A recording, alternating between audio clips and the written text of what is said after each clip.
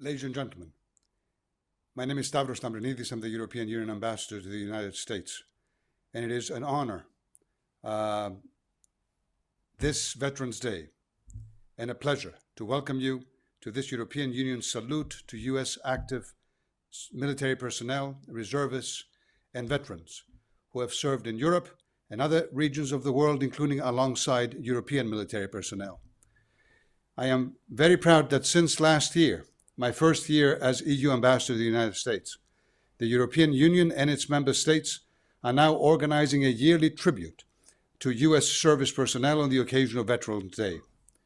We started this new salute to the troops last year with an event on Capitol Hill with Hill Vets. And this year, we are very proud to celebrate Veterans Day in partnership with the Reserve Organization of America, represented today by its Executive Director, General Jeff Phillips, who will be one of the moderators for today's event. Now, the Reserve Organization of America represents more than 60,000 active and former officers and enlisted members of the uniformed services of the United States, primarily with the Reserve and the National Guard. Thank you for hosting me, General Phillips, in your home. Our event today seeks to honor the women and men who dedicate their life to upholding our common values, alliances, and partnerships. We commend their bravery, sense of duty, and self-sacrifice. And indeed, as our slogan for this event says, we have always stood together. I want to stress my deep personal appreciation for the U.S. contributions to Europe's security and prosperity. Now, I am from Greece, and like all Greek men, I too served in the military, gaining a lifelong respect for all those who choose military life. We owe a huge debt of gratitude to American troops who have enabled us to create and protect a Europe whole, free, and at peace. But this is not just about the past. It's also about the present and the future. As our banner also says, we still stand together today. American and European service personnel have faced hardship in operations together and have had each other's back for decades. They are currently engaged together in Afghanistan, Levant, the Sahel region, and more. They also conduct military exercises and deterrence missions all around the world. So we are deeply familiar with the sense of brotherhood and sisterhood, of unbreakable solidarity that exists between our personnel in uniform. Today, we witness the deterioration of the security environment in multiple regions around the world, which threatens both Europe and the United States and the values that we share. Some, state and not state actors, violate international law openly and ignore the sovereignty and territorial integrity of neighboring states. Some others seek to export the authoritarian model through economic, military, and diplomatic means. And we continue to be exposed to malign foreign interferences in our democracies and to hybrid threats, including most recently with multiple terrorist attacks targeting soft targets across Europe. These are threats that we must face together, with an increasingly capable Europe that can complement the action of the US in a more decisive way. We know that the United States needs allies to be able to take the lead and act autonomously when necessary. The EU's military and civilian missions and operations already represent a significant contribution to global security, and they contribute to transatlantic burden sharing. Many of those missions are conducted in close cooperation with the US in various theaters, especially in and around the continent of Africa. Indeed, European Union member states spend more on defense than anyone else in the world today, barring the United States. And we lead the world in development, humanitarian, and human rights aid, preventing conflict whenever we can, and reconstructing areas and countries devastated by conflict. Our work on increased strategic autonomy in Europe seeks to allow us precisely to be a more reliable and effective partner to the United States and to NATO, a common security umbrella. And that may be the most concrete contribution to celebrating America during this Veterans Day that the European Union can bring to the table. I am honored with that. Now, dear friends, as we partner with the Reserve Organization of America, I wish to stress that I am particularly impressed by those who decide to serve in the military in addition to their professional occupation in the civilian world. Those composing the military reserve forces enhance military readiness. They contribute their rich and diverse skills to the missions of armed forces, and they demonstrate a deep personal commitment to the defense of their nation and their allies. And so, without further ado, and on behalf of the European Union and my EU member state ambassador colleagues, let me conclude by again thanking all and giving the floor to a great partner, General Phillips, the Executive Director of the Reserve Organization of America. General Phillips, we are stronger together. Sure.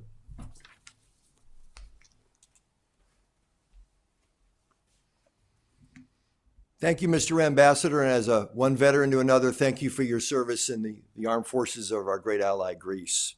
And we thank you for that introduction and for co-hosting this discussion on the armed forces of the United States and European Union countries standing together for freedom and democracy across the Atlantic.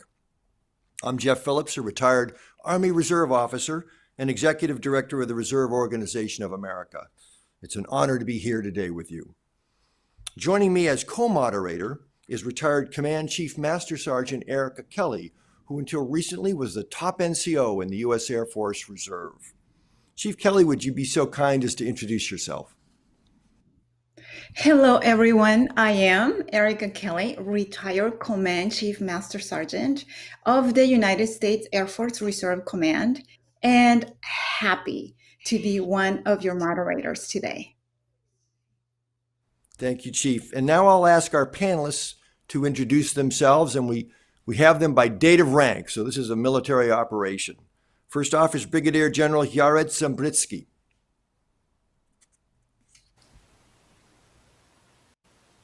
Veterans Day, thank for all who served and still serve, and additionally happy birthday, but that is to the Bundeswehr because today, 65th anniversary of the Bundeswehr. So I'm the 4th German chief of the United States Army Europe, and since early October as well as Africa. Thank you very much for this big opportunity. Looking forward. Vielen Dank and Herzlichen Geburtstag is about the best I can do at the moment. Brigadier General Robert Kilgore.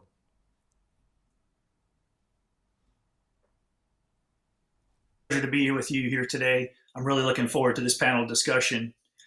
I serve as the Chief of Staff for the New York Air National Guard, and I also serve as the Air National Guard Assistant to the Director of Operations for United States Air Forces in Europe and Air Forces Africa.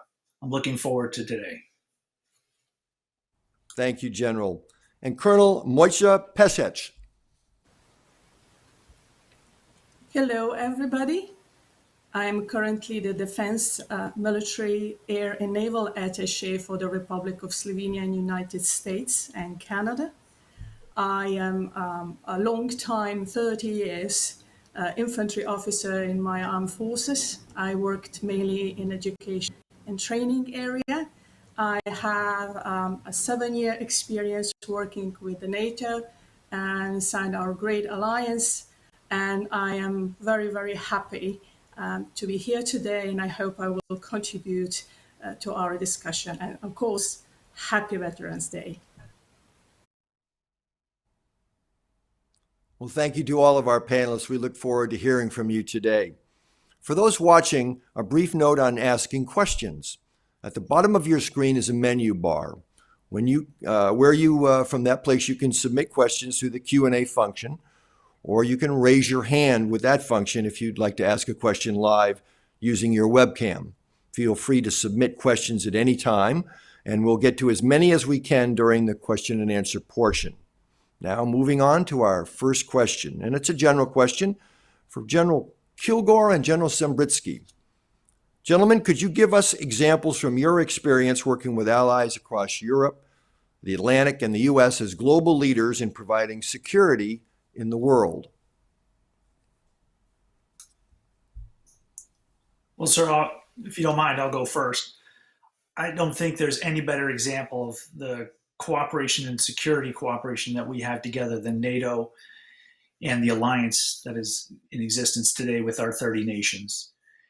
In the United States Air Forces, in Europe, we are constantly working with our partner nations, our allies, on various exercises. Every month, we seem to do integration exercises with the different components across the command. I think that integration is solid, and the more we do it, the better we build our relationships with each other, and the stronger our security cooperation will become.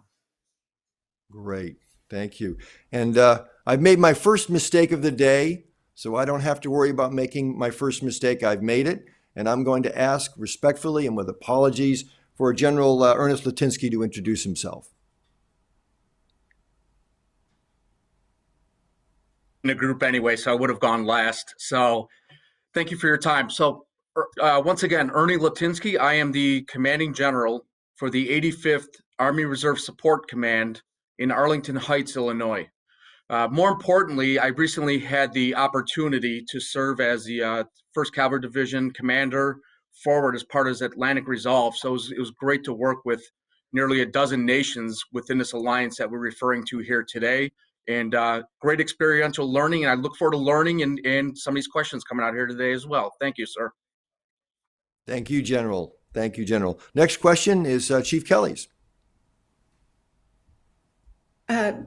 Yes, but sir, you had also the question for General Sambritsky. That's right. And General Kilgore, do you have a response? I'll restate the question. Could you give us examples from your experience working with allies across the Atlantic, Europe, and the U.S. as global leaders in providing security in the world? And you just got back from Europe.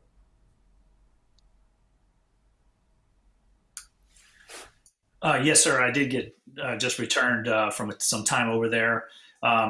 Again, as we talked about the security cooperation amongst the NATO allies, every month in United States Air Forces in Europe, we do cooperative exercises. Most recently, I just finished up with Astral Night that involved cooperation between Poland as well as the Baltic nations in forming an alliance and countering the threat from a perceived nation of global power competition.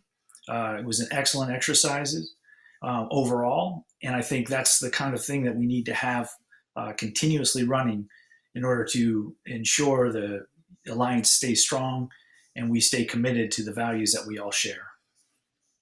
Thank you. And General Sambritsky. Yeah, thank you very much. So, firstly, for me, that is a very personal thing. So sometimes it's kind of like, why do we have NATO? What does it ensure, and why do we why are we looking for partners? So I was born and grown up in the divided city of Berlin 50 years ago. So for me, that's a very personal thing. And lucky one, I was on the not communistic part of Berlin, and much more, I was within the American sector. So for me personally, there's a kind of loop, because 50 years later, I'm the chief of staff of a purely American command which serves for the freedom of Europe. So I think that underlines for me very personally why we have NATO, what is the effort of NATO, and why everybody should be happy that there are soldiers all over, civilians as well, serving for a better world overall. And I mean, we all see at the current environment how it is if we cannot have our personal freedom.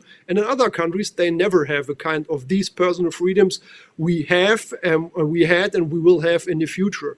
And additionally, I served 4 times abroad, mostly Afghanistan. And we had, I mean, for the Germans, it was a tough way to go back to combat operations after our history experience from the Second World War. And the Americans, not only the Americans, but mainly the Americans, but all the other nations engaged in Afghanistan as well in order to fight international terrorism, they were big support with all the capabilities and efforts so that we could our mission fulfill. So I'm personally more than thankful as a private person, as well as a commander and a general of the Bundeswehr. General, very briefly in the news this week was a European study, an independent study that indicated some concern that among younger Europeans who perhaps weren't around to see the Cold War, there may be a lack of understanding, understandably, a lack of understanding of the mission of the North Atlantic Alliance, the partnership. Have you been thinking about that? Have any comments about that? And I'm sure that that same understanding deficit, if you will, exists on this side of the Atlantic. So I mean, my son is exactly what you said. So he's 20 years old. He is also a soldier. He is also Gebirgsjäger, so mountain infantry. And when I discuss with him, he doesn't have any idea of the Cold War. He doesn't have any idea how it is to face the communistic threat on the other side and how it is if nations are behind the wire. So, however, what he properly does understand is how does it feel, and there are other threats out there at the moment. So I think these young people, maybe they haven't the same opportunities, or maybe it wasn't an opportunity, but the same options to live among that. But he clearly understands that there must be someone somewhere, and we need like organizations which take care of personal freedom.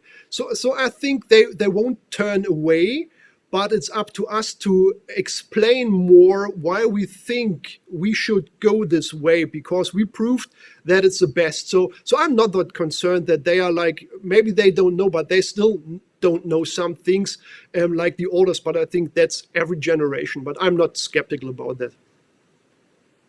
Thank you, sir. And Chief Kelly, I yield the microphone to you for the next question. Yes, sir. Thank you so much. Colonel Pešec, can you recall a time in your service in the alliance when one side learned something important from the other? Yes, indeed, I can. During my time in command transformation, there was a time where the Afghanistan mission was reaching its peak from 2006 to 2008. I led an experimentation team that was comprised from the militaries and the civilians. And our work was concentrated in improving common situational awareness of military and civilian actors in the complex crises, such as Afghanistan, and to help the decision makers. And perspectives on the civil-military cooperation and how important the establishment of a political, security, and development relations with non-NATO actors in those crises is, were, and I believe still are, very, very different among the NATO allies. So NATO members, especially from small nations with historical experiences, not understand but actually practice more active of conflict prevention. Defense countries was always synchronization of efforts and constant interaction with the civilian agencies and authorities. And I believe these perspectives are still important to any future generation, especially now that we are facing the hybrid. So it was a great experience sharing those perspectives, and myself, we were quite successful in including other nations with different perspectives. That this is the best. Thank you. Thank you, ma'am. One thing that was extremely important that you brought up is the civilian side of the community that supports the military. That is definitely key. General Litynski, from your perspective, any important lessons learned from either side?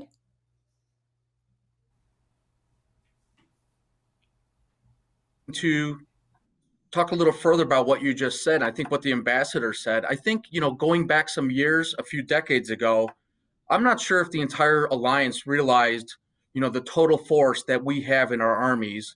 And I'll talk specifically for the United States Army Reserve, that we integrate into whatever organization and we will deploy. And at that point in time, as we train and move together, and then, like I said, deploy somewhere together, it does not matter what you are, whether you're Army reservist or an active component soldier. And I've seen that evolve, and I've seen that evolve very much, especially in Eastern European countries, with that understanding that reservists are, it's not one weekend a month, anything like that. It is an operationalized force, and it's very dependent upon to ensure that the alliance does meet its goals. In this case, in Europe, many times in assuring each other and then deterring threats. Thank you. Very, very powerful words from the two of you. Thank you so, so much. General Phillips? Thank you, Chief. Colonel Pešec and General Sambritsky, how does the European Union help to enhance security and defense? Why is the EU involved in security and defense when we have NATO?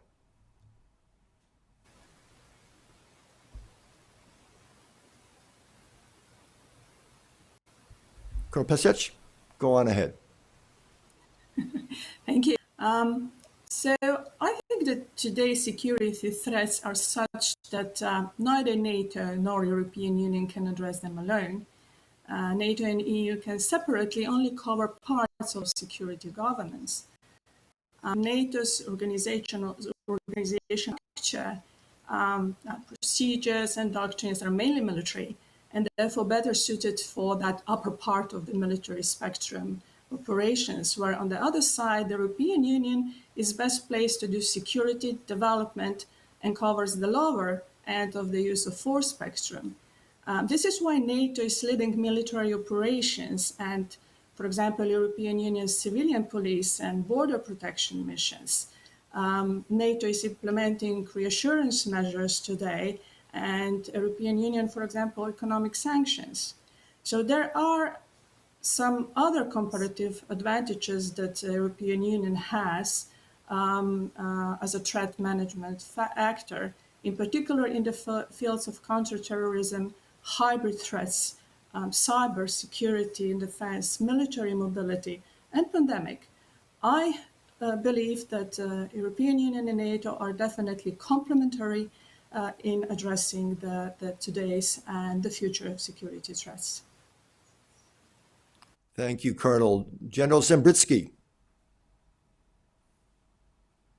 I absolutely agree what the Colonel said. I just can add maybe an additional perspective. So there is nothing like a competition between NATO and the EU. We often have these argumentations, but I think we have to be competitive with Russia or China or maybe other autocratic systems, or we have to focus on epidemics like we see at the moment, or nuclear threats, or the Islamistic terrorism. So I think it's not a very good advice to really look like that they are a kind of opponent. They are not. I mean, NATO is a proved military political alliance for decades, and I think they proved that there's a big value behind that, and it's transatlantic.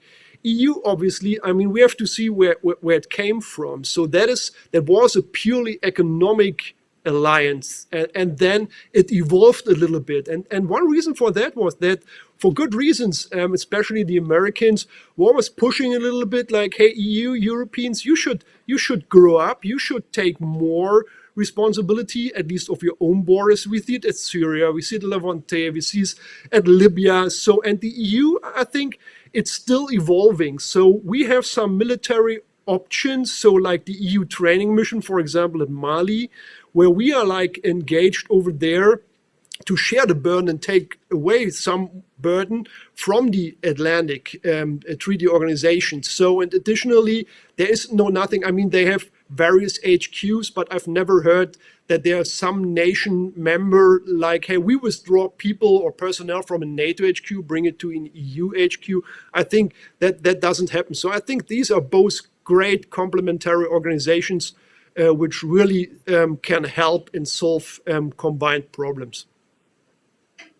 Thank you, sir. Chief Kelly.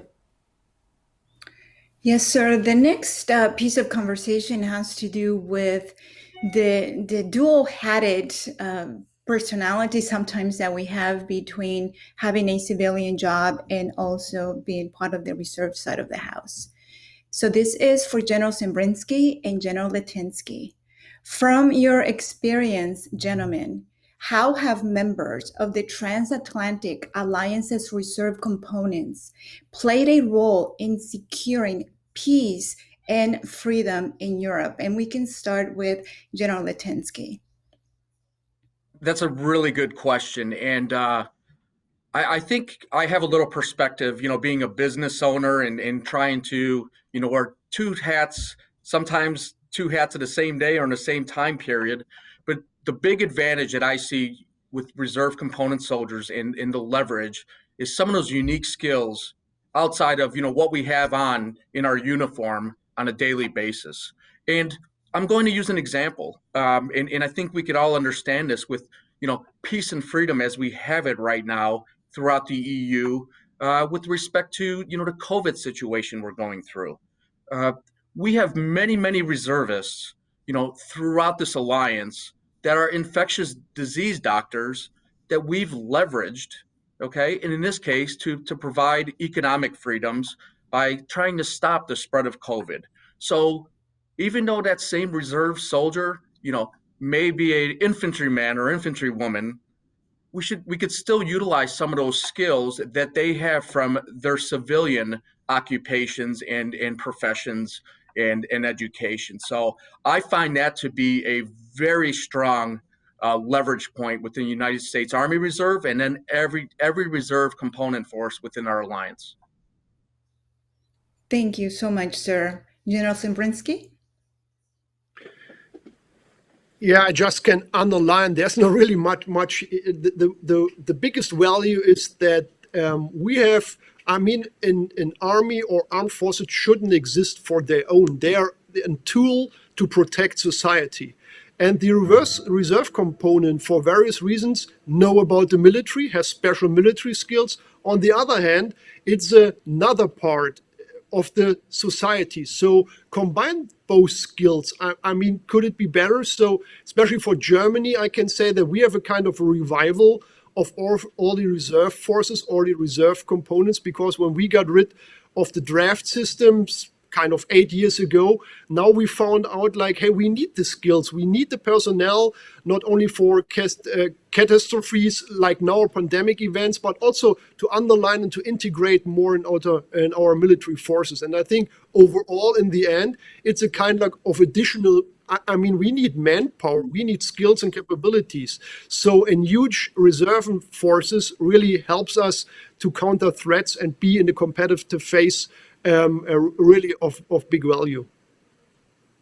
Agree with both of you gentlemen. I can tell you that the reserve side brings these amazing innovative thoughts because they don't live in just one world. And I can give you a quick example of me being a young medic in the Air Force, but in my civilian side of the house, I was a law enforcement officer. So thank you so much for your answers. General Phillips? Thank you, Chief. And yes, we heard General Litynski say infantry women. And as a proud former tanker in the Army, I'm proud to tell you that, and you may not have heard the word, that the United States military is truly an equal opportunity employer, infantry women. So General Litynski, you get to answer another question, along with General Kilgore. ROA is involved in the Inter-Allied Confederation of Reserve Officers, called CIOR, as well as the Inter-Allied Confederation of Medical Reserve Officers, or CIOMR. How could these international organizations be of use in enhancing security within the transatlantic relationship? General Litynski? Sir, that's a great question. And fortunately, I had the opportunity to participate and send some of the soldiers to some of these programs in France some years back. So the sort of big thing here is what we talked about a little bit earlier. Anytime we have an opportunity to train, to talk, or to deploy together through organizations like what you just referred to, is an opportunity for that human connectiveness. And at the end of the day, you could have all the tanks in the world, you could have all the artillery or helicopters, but it's those organizations and that human connectiveness and those opportunities that these organizations provide to truly understand each other, remove biases, remove heuristics, very similar to what we're doing here today. That is that value that such organizations provide. And quite frankly, that connectedness and knowing about Ernie, not General Litynski, what I bring in my weaknesses potentially, that's the most important thing I see. In none of those systems that we have, whether digital or analog or mechanical, could do nothing without such organizations and without us building that human connectiveness. Thank you, sir. General Kilgore. I couldn't agree more with what Ernie just said. The reality is that relationships are everything in our business. And when we train together, we build those relationships. It allows us an opportunity to capitalize on each other's strengths and minimize each other's weaknesses. That's worth every dollar that we spend making these relationships happen, making these contacts happen. And when we have that kind of cooperation and we're working together as a team, we define the defensive strategy totally on our own terms, and we make our enemies have to think about how they're going to try to counteract such strength. So those organizations, the coming together is just absolutely invaluable to what we are doing in our peacekeeping mission. Thank you, General. Some great discussion there. Well, we're about to discuss leadership and the human dimension of the Transatlantic Alliance. But before we do, let's first hear from some fellow members of the armed forces on both sides of the Atlantic.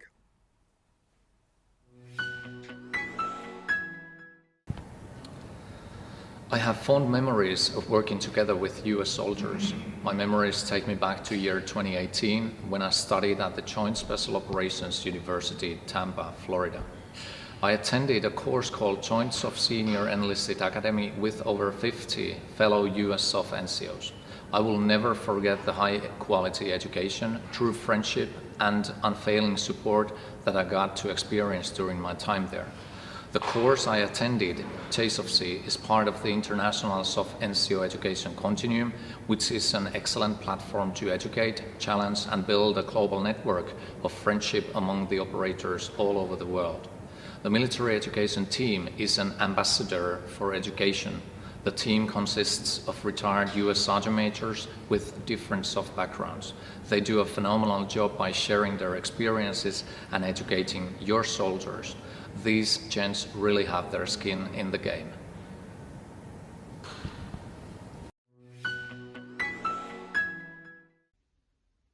Greetings. As a young lieutenant in the U.S. Army, I arrived in Germany in 1990, and a few weeks later, I deployed as part of the Gulf War. It was truly an honor to serve with our allies and partners during that time, and 5 months later, I returned to Germany. Serving in Germany, soon after the fall of the Berlin Wall, was truly one of the greatest experiences of my life. During this time, I had the opportunity to travel throughout Europe. And in the last year of my tour, parts of my unit, the 42nd Medical Company, an ambulance company, deployed to Croatia in support of the UN Protection Force supporting peacekeeping operations in the Balkans. All of this helped me to realize the importance of our enduring commitment to protecting and safeguarding our freedom, common values, and way of life. Serving alongside European allies and being part of our mutual commitment to the security and defense of the United States and Europe have instilled in me the crucial importance of continuing to build strong relations with our allies and sustaining the transatlantic commitment to peace, stability, and security. Our collective defense and security are critical, and it has been an honor to serve together with all those who have served our countries on both sides of the Atlantic. Thank you.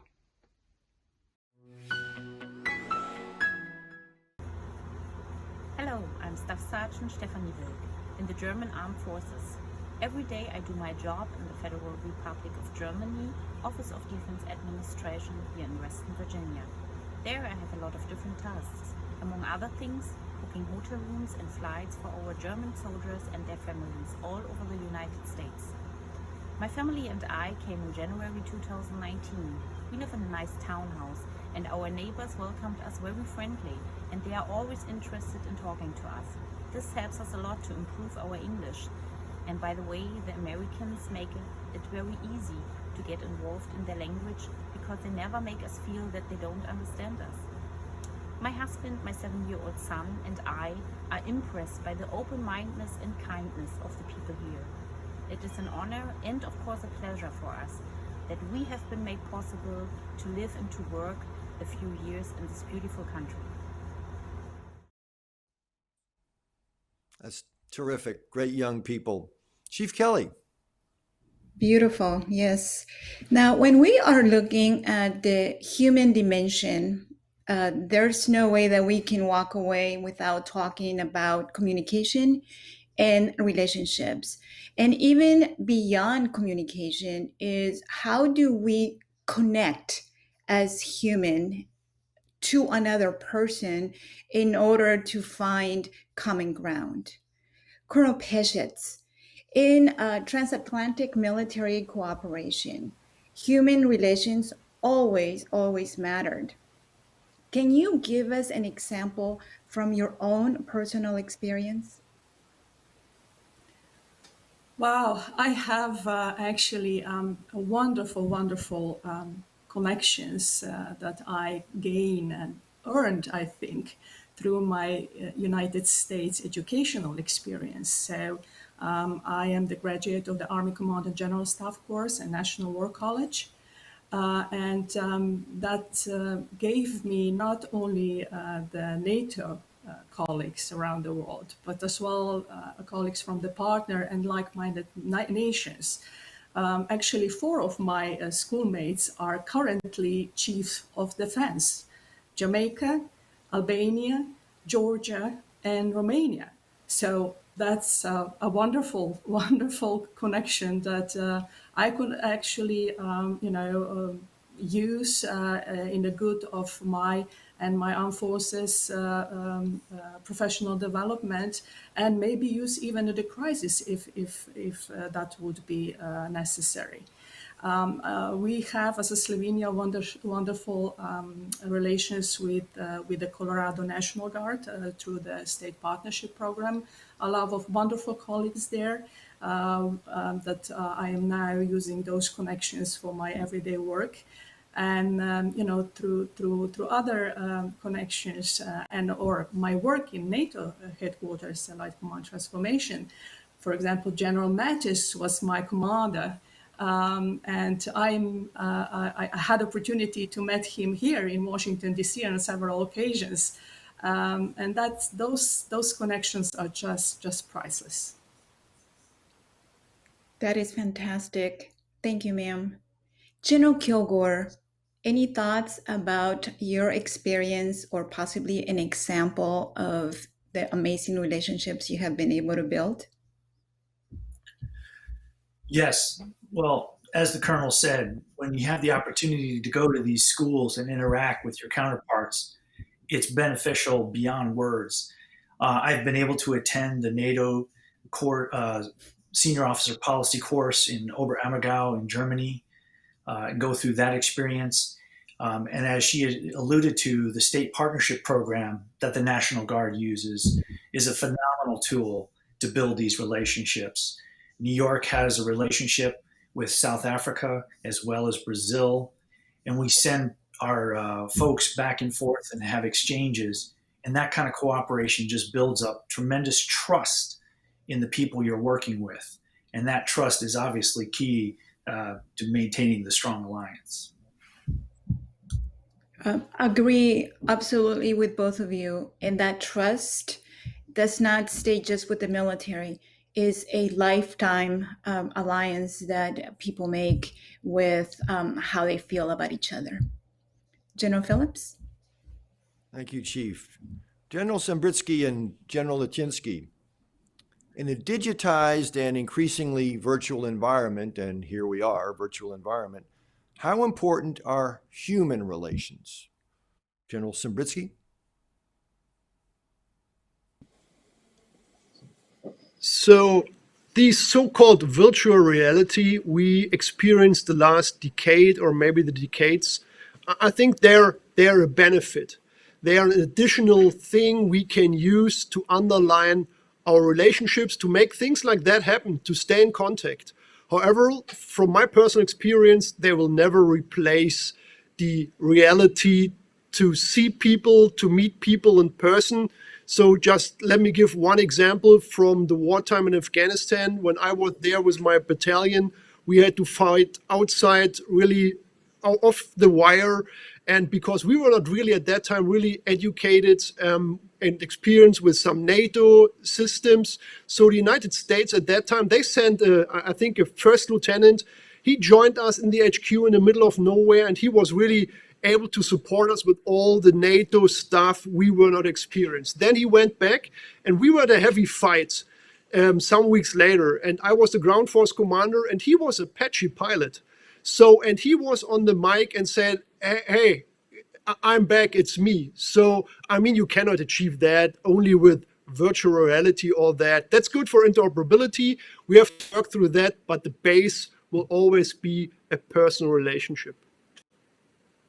Thank you, General. General Litynski, I know that the Army Reserve has been confronting the challenge with the COVID pandemic and the use of virtual means and blending them in, incorporating them in with the old-fashioned means. How has your progress been? It's been very good, and I will go back, I think, to what General Sambritsky said there with that integration of digital. If we go to full spectrum operations, digital will not exist. And to mimic and echo what General Sembritzki said, at that point in time, you're going to be talking to somebody analog with no digital systems, and that's where those relationships come to bear fruit for what we do as a partnership and what we talk about here today. So again, I wish I could steal General Sembritzky's example, but how incredible is that to have that same gentleman come back and support you, with rotary aircraft that you saw on the ground. And again, I personally think our near-peer threats and adversaries will make us go to, the analog stage. So, but even with digital, you want to know who's on the other side of that digital system and have that personal relationship. And when that digital goes down, you want to know that person is there to be trusted. You want to know that you've worked with them before, and you want to know how they think, in order to get into that decision loop when digitization is not there. So I think it's even stronger than ever before, with building those human relationships and that connectiveness. And I don't think it's going to go away regardless of how digital we become as a world. Thank you, General. Century in and century out, the military is such a human dimension. I want to remind people that if you want to ask questions, you can do so via the chat box, or you can use the raise your hand function. So I think we have a question from Chief Erica Kelly.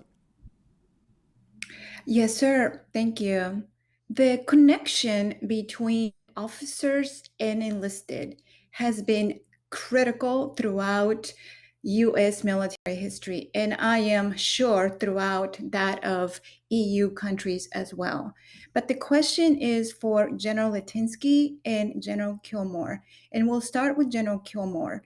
Sir, please describe how the relationship between commissioned and non-commissioned officers in the United States Armed Forces creates advantages, and how do you maximize those mutual experiences? Okay, Chief. Well, I think it goes without saying that the professional NCO Corps and the professional enlisted Corps that we have in the United States is a foundation and a bedrock for our military and a key to its success the whole time. When we work together as a team, we just accomplish so much more. And having that professional enlisted Corps working with us makes our jobs significantly easier. Obviously, in your role as the Chief of the Reserves, you took that leadership role, you led the men and women of the reserves and got them moving along the same lines and marching in the same direction. That's really what it's all about. When we are talking about using all the instruments of the government's power, including the military, we need to make sure that everybody involved is understanding that big picture. Having professional enlisted Corps has been absolutely crucial to that, than having everybody understand that big picture. It makes the job of the officers so much easier. It makes everyone's role that much more defined, because we know that everybody will be marching in the same direction, trying to accomplish the same goal. So I look forward to that every chance I have an opportunity. I have relied on my enlisted force so many times over the course of my career. When you are a wing commander, you have a command chief. That command chief is there to give you the best advice they can, to help you take control of the organization, to help you lead that organization. And the only way that is possible is having that enlisted force be professionally developed to the max extent possible. And I just think that is one of the, if you will, the secret sauce to our success in the United States.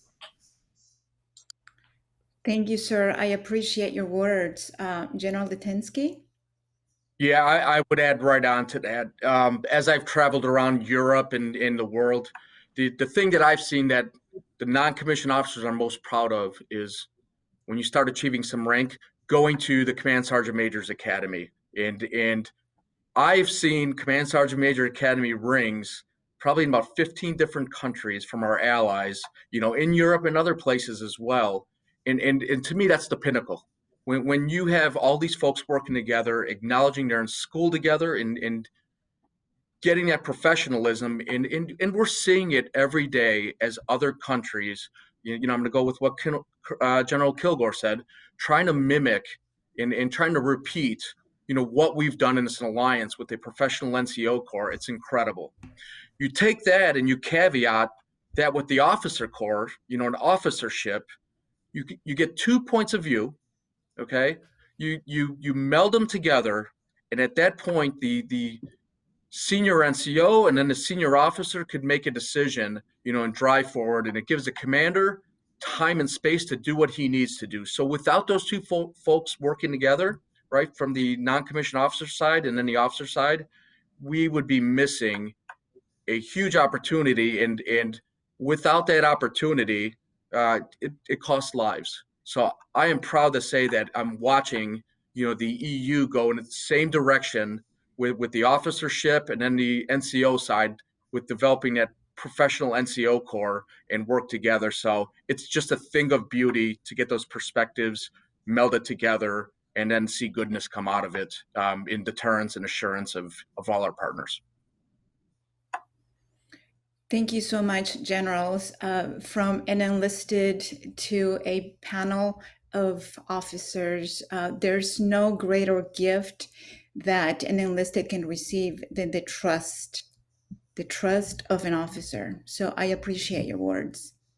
General Phillips? Thank you, Chief. And to our audience, it's no mistake that my co-moderator is an enlisted person. A great example of the enlisted tradition in our armed forces. And General Kilgore said marching together. You certainly noticed that we have a general officer from the reserve, the Army Reserve in this case, as well as one from the National Guard, the Air National Guard, which is a component of the National Guard. And that's very much on purpose. The American military forces, the uniformed services as we call them, are made up of the active component, which we call active duty, or in the old Army, we call it the regular Army, and the reserve components. And the reserve components are the reserves, which are under federal control, and the National Guard, which can come under federal control when the president needs it to happen. Otherwise, they're under the control of the state governors. Regardless, we work very much hand in glove as a total force. In fact, I have flown to war in Air National Guard aircraft. I have worked alongside all of the components in my experience, and members of the panel, I think, have had the exact same sorts of experience. So this is very much an integrated force that we have built over the decades, that we have put to use quite vigorously in the current war, and it has performed magnificently as a total force, able to perform all capabilities. Well, before moving on to our final section of the discussion, we'd like to turn once more again to three members of our armed forces across the Atlantic. I've served alongside or with the U.S. Army on 3 separate occasions. Deployed as a young captain to Afghanistan in 2011, then as an international military student, the United States Army Command and General Staff College and at the School for Advanced Military Studies, and in my current position as an exchange officer in Headquarters Department of the Army. On all 3 occasions, the U.S. Army has impressed me with innovative leadership, critical thinking, and a pragmatic approach to solving common problems. On all three occasions, the common element was, we are better together than we are alone. My name is John Rothrock, and it's a pleasure to be with you on this webinar to discuss ROA. One of my favorite activities has been CIOR, the Inter-Allied Confederation of Reserve Officers. I've participated in many of CIOR's events over the years and built strong ties and relationships with fellow reservists from our NATO partners. As many of you know, serving in a joint and combined environment is challenging, so it's nice to have an advantage. My advantage was the fact that I had been exposed to multinational exercises at an early rank and developed personal friendships with Allied officers. In fact, I ended up serving in Afghanistan with a German and an Italian officer that I had befriended at CIOR through ROA. I'm Colonel Bertil van Geel, the Netherlands Air Attaché in the USA. In 2005 and in 2006, I was the commander of the Netherlands F-16 detachment in Afghanistan. We were quite busy those days, especially providing air support to the ground troops with close air support in Uruzgan, Helmand and Kandahar. I remember being on a mission one day in 2006 when we were called to Uruzgan, where a US convoy with 2 Humvees was pinned down in an ambush by the Taliban in a small town. After we got contact with the JTAC, we were able to deploy 5 laser-guided bombs on different targets, allowing US forces to safely continue their mission. I say being interoperable is the key here. When equipment, training and doctrine are aligned, we can fight together as we did in Afghanistan, but also in Kosovo, Libya, Iraq and Syria. I'm very happy with the 2018 National Defense Strategy, allowing EU countries to be even stronger connected as allies and partners with the US, and I am proud to be part of this endeavor. Fantastic. General Kilgore and General Sambritsky, we have seen how the COVID pandemic has upended many norms. Do you see how the potential of future pandemics or similar challenges might change how we engage in security? General Kilgore? Well, COVID-19 has definitely been a challenge for all of us. But I would tell you that we've managed to adapt and move forward despite that happening. So yes, it was a learning process, but we have learned. I think going forward, if we have any more pandemic challenges, we can take the lessons learned and make things happen. Initially, I think all of us, we all retracted. We weren't able to accomplish much at first. But after a while, we developed tools, we developed ideas, we developed plans to mitigate the risks of COVID-19 and allow us to move forward. We're still taking care of our soldiers, sailors, airmen, and Marines. We're making sure everyone is safe to the best maximum extent possible, but we're still accomplishing the mission. So if we can take these lessons that we've learned from what we've been doing just these past 9 months, I think we can move forward. Certainly from being from New York, where we were hit extremely hard in the beginning, we've learned a great deal about how to handle everything, how to interact and how to take care of things. If nothing else, just this webinar itself is proof that we can find innovative ways to still accomplish what we're trying to do, to still develop relationships, to still develop teaching tools and techniques, and to still allow us to serve in the capacity that we are in and provide a formidable defense for our nations. So we definitely are learning a lot. We got to learn a lot more, but I think it has set the stage for us to be able to handle any kind of event that comes at us in the near future. Thank you, sir. General Sembritzki. So I agree absolutely. So, but unfortunately, I do see some risks also. So, I mean, maybe with the good story start first. So, I mean, what I saw during the pandemic, whenever there was some trouble, some problems, nations offered help to others.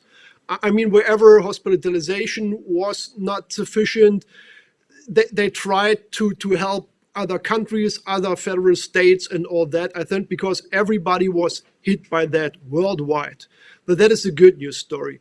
I'm a little bit concerned talking security issues because we touched EU a little bit earlier. So the first thing happened was every nation on its own closed down the borders.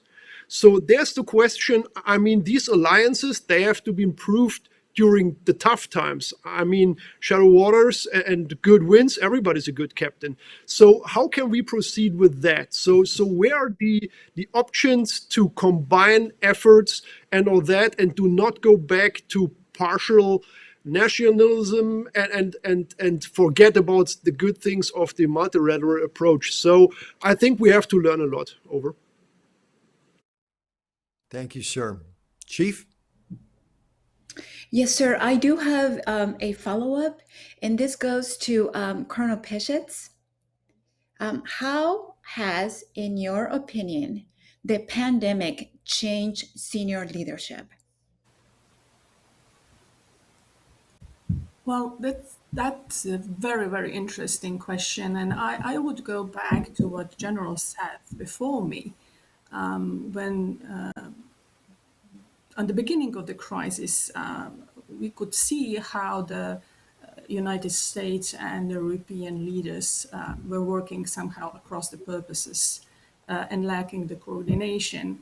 And that somehow threatened everybody on both sides of the Atlantic. And eventually, many of those measures that have prevented better coordinations were lifted. So this is where the senior leadership, I think, stepped in. And you see, the pandemic, the breadth and depth of COVID-19 experience definitely suggests we would be better off facing those kind of crises, especially of this magnitude, together.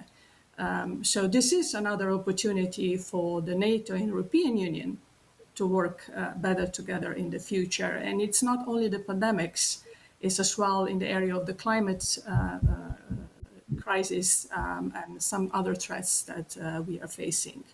So for better cooperation, going together against the common threats, the senior leadership, I think, is crucial. Yes, absolutely. Thank you, ma'am. And we heard the good stories of being able to innovate, the risk that we need to measure. So for you, General Litynski, how do you see leadership at a senior level changing when we do have to drive a mission, but we do have a risk of taking care of our people? No, so I'd like to say that my daughter actually got to intern in Library of Congress a few years ago, and she actually did a very good one-page research paper for Congress on defense support for civil authorities, what we do in support with Department of Defense Title 10 assets many times here in the U.S., for earthquakes, hurricanes, or other natural or man-made disasters. One thing she foreshadowed was this pandemic. And we talked earlier about senior leadership understanding what skill sets we have in a reserve component. And it's incredible for a 20-year-old to see this, but I digress a little. But this is where the senior leadership had to step up for us. In the United States here, we built mostly from reserve component forces, urban augmentation teams with medical resources and then logistical resources. We did this without doctrine.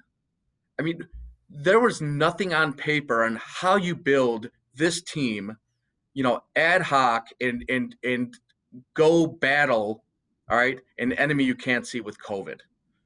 But senior leadership did it. They took risks, they mitigated them. We pushed forces out there, in this case, for our homeland and the citizens that pay us every day and support us. All right. So that's a micro look that I really took away on how senior leadership built an ad hoc organization, okay, with COVID here to battle this pandemic. The macro look, more importantly, and Chief, I think this goes to your question a little more, is we just did the largest exercise ever in Europe with Defender, over the last couple decades here with Defender, I should say. And we did it in a COVID constrained environment. And what senior leadership did, all right, this is from all the countries and folks represented on this call and our other brothers and sisters and leaders in the EU here. We made a concerted effort to continue training, but in degraded mode. We had to put PPE in place. We had to change some of our procedures, but we still did it as a total force, a joint multinational force. And we're going to see this again. Just because there's a pandemic here, that doesn't mean we can't fight in a biological or chemical environment. And this is what we all train to do together. So I consider that senior leadership continuing these exercises throughout Europe as something very positive in COVID, with the right risk mitigation efforts in place, because the world does not stop and this alliance will not stop. So, and we fought degraded for years. We talked digital. If your tank ballistic solution goes out and you have to fire a round manually, we do it. And it's the same thing here in COVID. And I am grateful that the senior leadership for all our different countries represented in the EU has allowed us to do that. Thank you both for your questions. It is just so peaceful, if I can use that word, to understand that we in upper leadership has the courage to be resilient and to maybe stop for a minute, regroup, redirect, and press forward. Pretty amazing. General Phillips. Chief, thank you. General Litynski, on your uniform, your tunic, over your name tag and over the unit awards, you wear a special device, a special award. Could you tell us just a little bit about that? Yeah, you're talking, I think, the German Armed Forces Efficiency Badge. And yes. Sir, great question. That goes into the cooperation we do. So I actually earned it a couple times. Probably the first time in my career at Fort Knox, where we had Bundeswehr officers and Panzer officers from the German army. So General Sambritsky, thanks for having a liaison down there, because we had the opportunity to work with the German army and earn. And when I say earn, it's one of the hardest things I've ever done to work together on things like this. So I also had the opportunity to work with the Poles numerous times as a fluent Polish speaker, second generation immigrant here.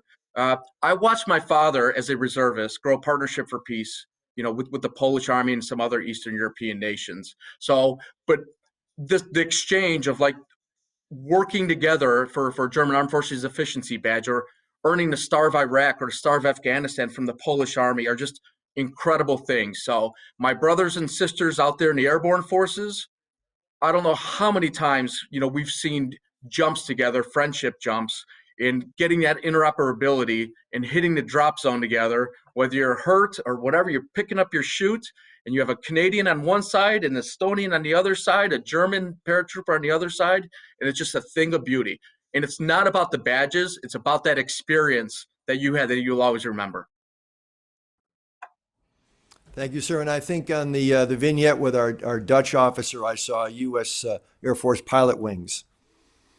This is one that I think is important to many in our audience.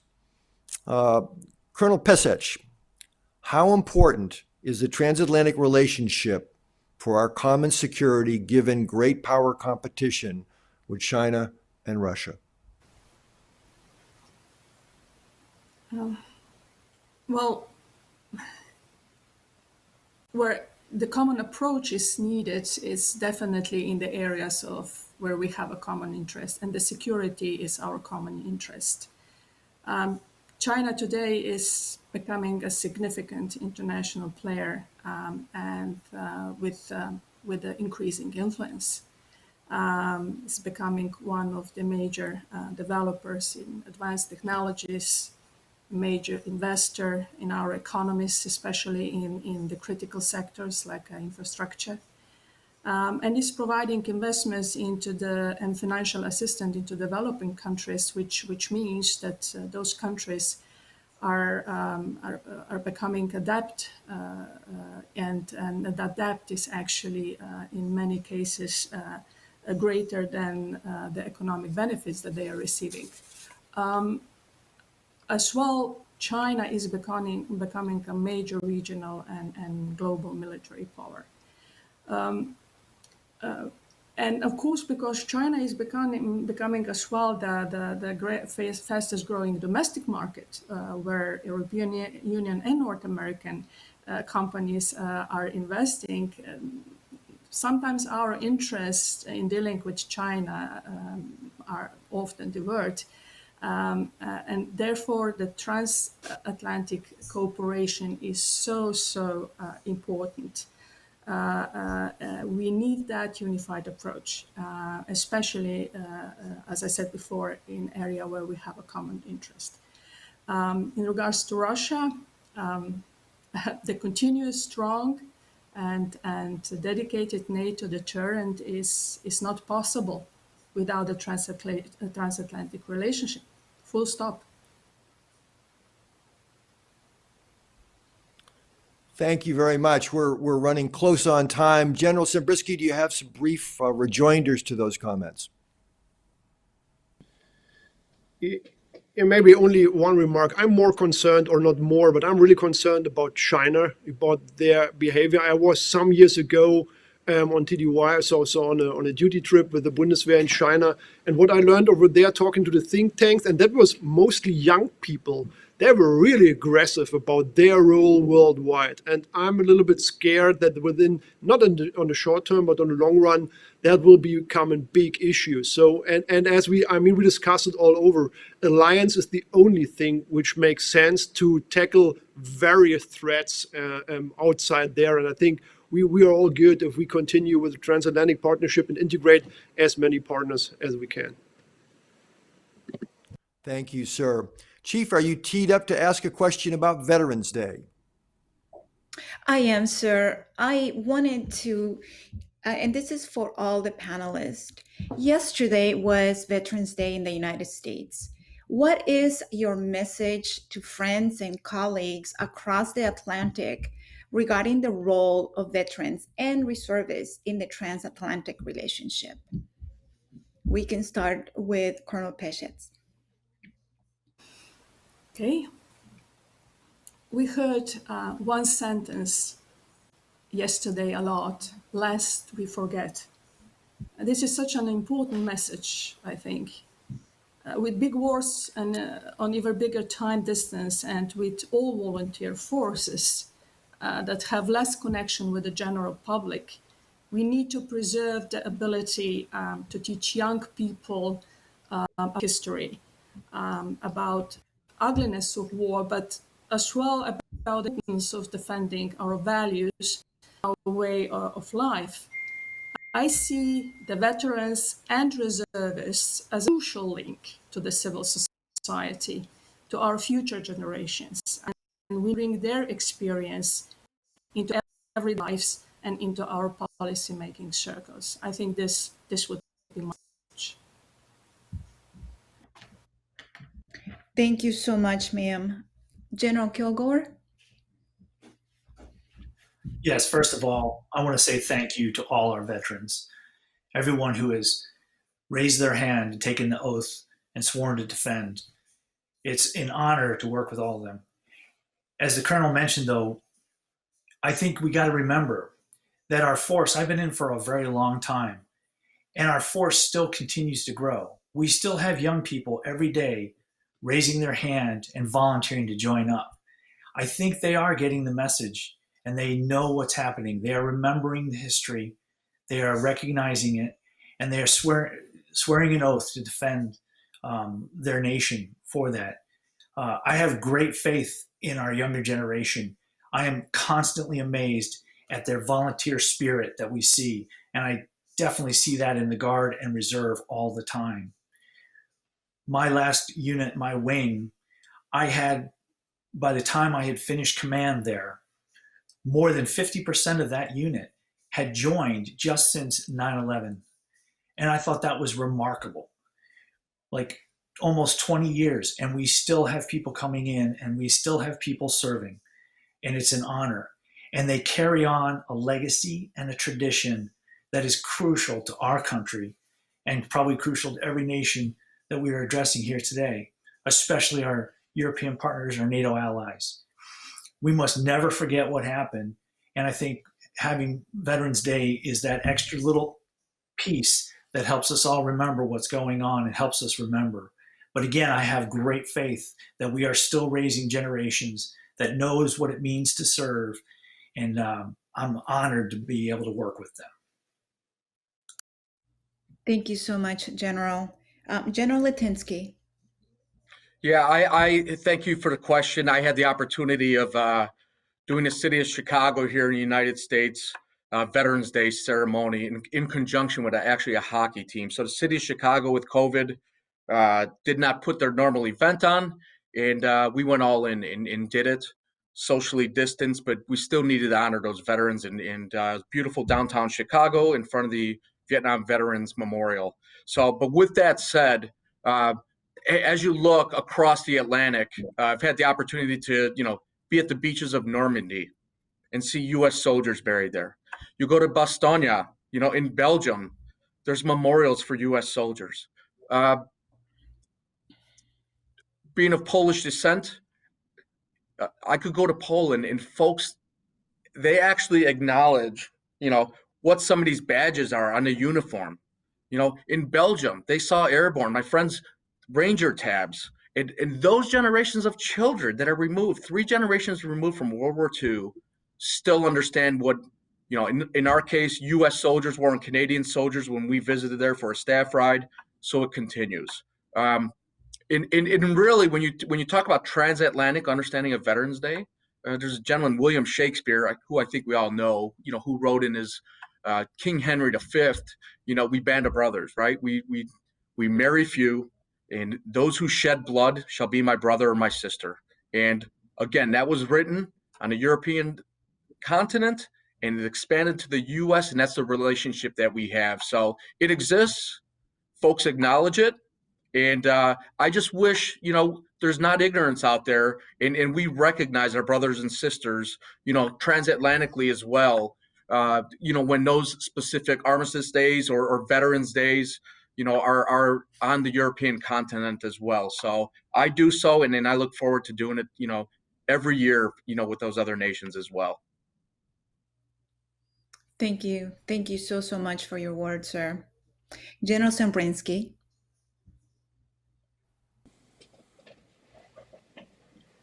I think we all should never forget that there's no single soldier, airman, or sailor who decides for a war. The societies we live in and the freedom we fight for, they send us to war. It's not up to the military to decide where to fight. And many of them, they returned never, or they returned and they were heavily hurt. So I just can say that they are brave. They should be proud of what they did. And thank you for your service. Powerful words from all of you. And I need to share that I am an immigrant to the United States from Central America. And there was no greater honor than to defend this nation and to also work with the European countries and build a team. It's just something that it's part of my DNA now. It's part of my core. But I do want to thank all the panelists for being here today. And we have a few minutes, and we have questions from the audience. So I will read the first question. And the first question goes to our EU general officers. And the question reads as follows. What would you say to the United States Reserve components? What could we do in order to improve our relationships with countries in your militaries?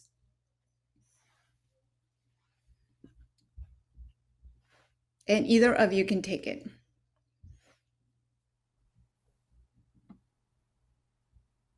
Colonel, you want to take that question? So generals, so I was waiting. I am, you know what, I see, ma'am, I see you as a general. Thank you so much. I think that the programs that exist are actually excellent. The state partnership programs that we mentioned before are built to bring together all the components of the armed forces in the partnering states on the US side and in European Union states. For example, our armed forces, which have a voluntary reserve component, are partnering with the Colorado National Guard. They are offering a different kind of training opportunities. And then in return, we are as well offering the ranges and the training opportunities. And as we talked before, this is indispensable to build the interoperability. The next element is, of course, that we are together in the operations in Afghanistan, in Iraq. We are together in operations in the Balkans. So I think the continuation of the training, especially the training that is built to increase the interoperability, is the way to bring US and European forces together. And one of the things, thank you so much, ma'am.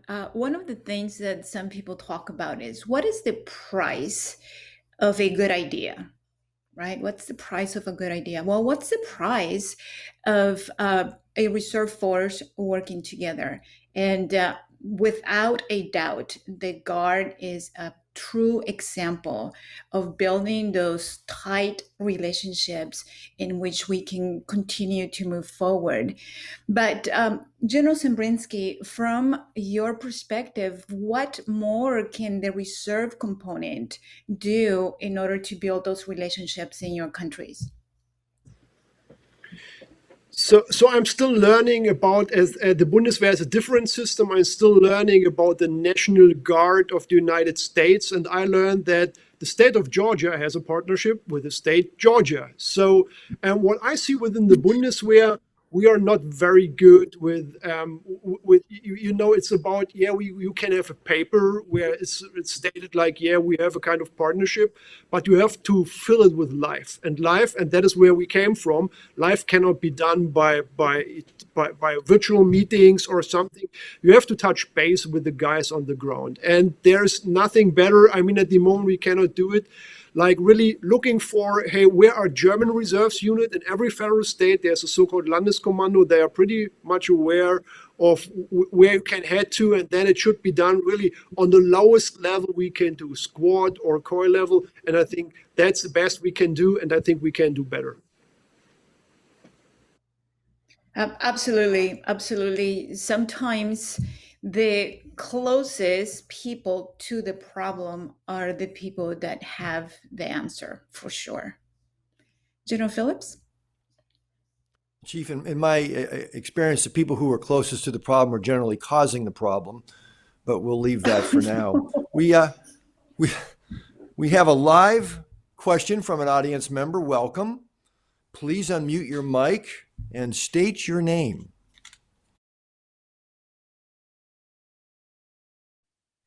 Hi, my name is Jennifer Lee Oprahori, and I'm an editor with Air Force Magazine. Firstly, I just wanted to thank everyone for taking the time to put this event together today and for having this great conversation.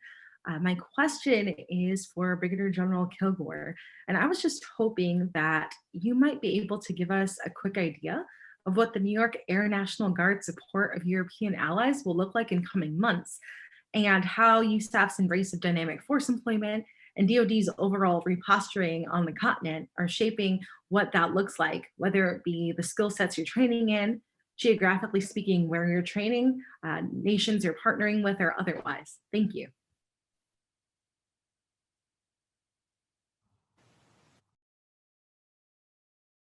So yes, things are changing dramatically as we speak, as the entire DoD kind of reshapes itself and the Air Force goes towards the dynamic force employment model using agile combat employment as well. So in New York, I would tell you that we've been doing this for a long time already. We send people over to the European theater all the time. Our 152nd Air Operations Group based in Syracuse, New York, is embedded intrinsically with the 217th Air Operations Group in Michigan, and they go over and they support the 603rd Air Operations Center for USAFE and Africa. So vital role that they're going in and filling crucial positions in that Air Operations Center day to day as we move forward. Now, as far as dynamic force employment, I think the Guard and the reserves as a whole are trying to, if you will, piece it out. But clearly, we have a role in dynamic force employment and being able to utilize our forces effectively for the combatant commanders as they try different things. Part of that involves utilizing things that we've already talked about, the state partnership program, to be able to say, hey, we're coming into Poland or Slovenia or some of the other nations, Romania, and we're going to conduct operations there just to show, if you will, potential enemies what our capabilities are. So we are involved heavily in that. In the New York Air National Guard in particular, I would say the predominance comes from the 152 Air Operations Group, but we also have our Strategic Airlift Unit, the 105th Airlift Wing in Stuart, that goes over and does these operations with their C-17s. And we also have our rescue unit, the 106, that has pararescue jumpers, the PJs, the Guardian Angels that go over and deploy as well. So we're shaping, if you will, exercises as we move forward to be a part of the dynamic force employment and be heavily involved as our Air Force reshapes itself to cover the great power competition that we are facing and moving forward in Europe along those lines. Thank you, General Kilgore, and thank you for a great question. Chief Kelly, I think you have another question. I do have a question, sir. This is for General Litynski, and it is from Dr. Mark Thomas. And the question is, how do we balance our criticism of authoritarian governments' interference in EU and NATO politics with our support for sub-national actors under authoritarian regimes? In other words, should we promote democracy or respect non-interference of UN Charter?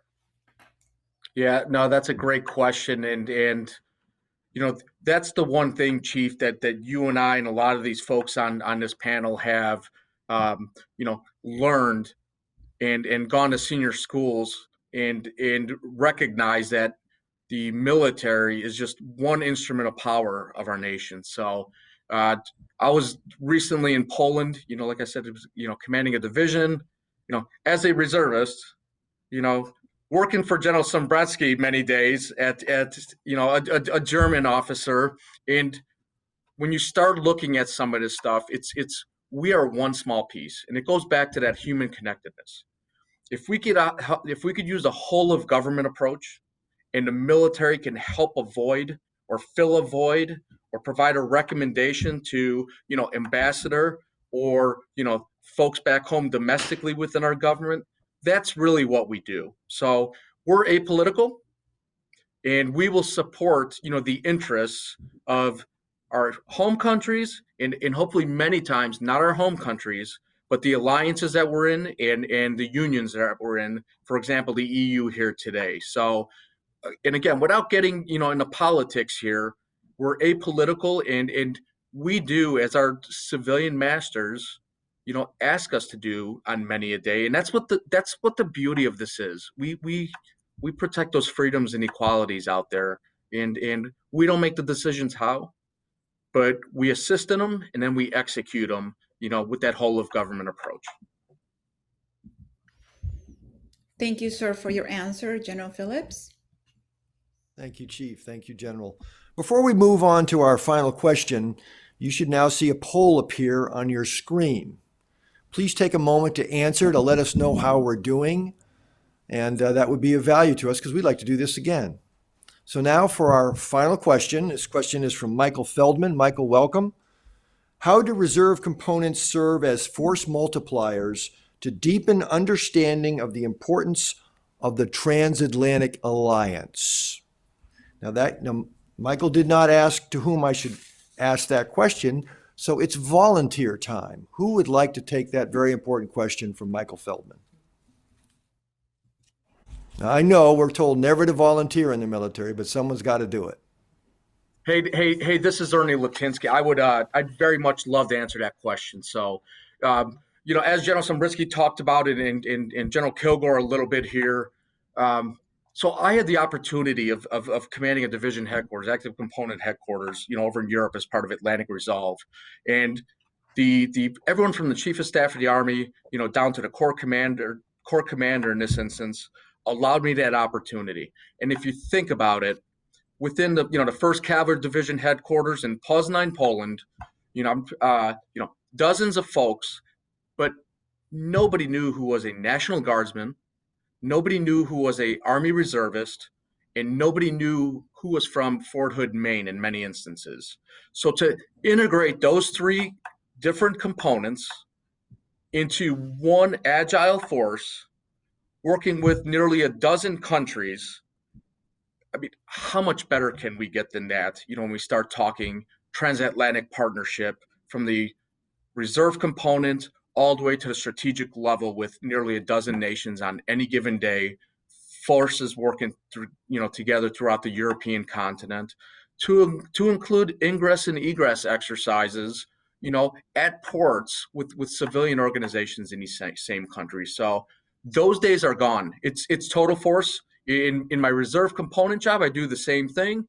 The blue flag you see behind me, the Custer Division, we actually work for a 3-star active duty general under something called First Army, the United States Army, first field army that we've had going back to World War I. So those days are gone. There's no difference. We all wear, U.S. Army or Bundeswehr or whatever it is, Polskie Wojsko, for the Polish.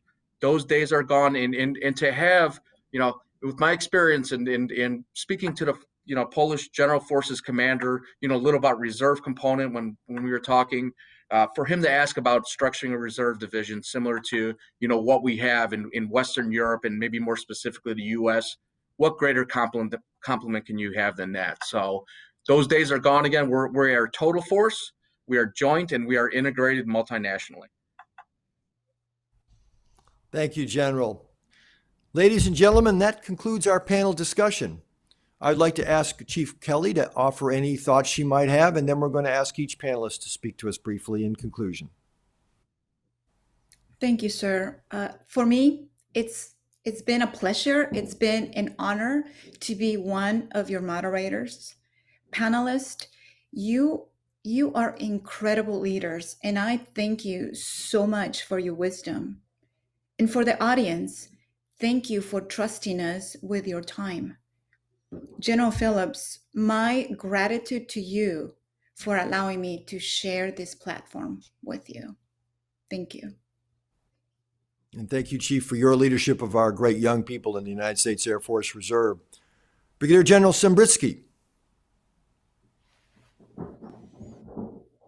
I just can say thank you. So my aide is accompanying me. So he's streaming the whole thing on his mobile phone. So I saw a lot of the participants. So I think that's the best sign we can send. We went through tough times and we keep going even that. So thank you very much. Stronger together. Thank you, General. Thank you very much. General Kilgore. I just want to say thank you as well. It's been an honor to participate in this event. Clearly, this is a great example of us making the most of a bad situation. We're using technology to our advantage. We're building relationships as we speak. I think this is a remarkable forum, and I look forward to possibly doing one of these again. Thank you. General Kilgore, thank you very much. And to a fellow tanker, General Litynski. Hey, sir, I am looking at getting a signed copy of your book. So, no, I appreciate you moderating, sir. Chief, I'm scared of all the swag in your office, and I'm always scared of E9s in general because they've helped train me from being a young armor officer. And to my other peers out there, thank you for what you do every day. General Sambritsky, great seeing you again as well, and thank you for the support you gave me while I was over in Europe. And I will leave it with what we heard all the time, United States Army Europe, and that's strong Europe. And I think that reflects what we try to do here today. So thank you, everyone, for this opportunity. I, too, look forward to participating again if an opportunity arises. Thank you, sir. And to our panel's Iron Colonel, Colonel Pešec. Thank you very much for organizing this event. It's such a great honor that I could take part in it. And as we talk through the whole event and pointing out the different kind of challenges and threats that we are facing, I am truly and deeply convinced that we can manage together to address them together. And I know that General Mattis, former Defense Secretary, will not be angry with me if I use his words to end my part in this discussion, that is, nations with allies strive and nations without allies wither. Thank you so much. Thank you, Colonel. Very good. Well, thank you all very much. And to you in our audience, thank you for joining us today. We hope you found the discussion informative and interesting. On behalf of ROA, we offer our thanks to the European Union's delegation to the United States for helping make this event possible. Links to a recording of discussion will be emailed to registered members of the audience and available on the roa.org and EU websites and social media. So until next time, thank you and goodbye.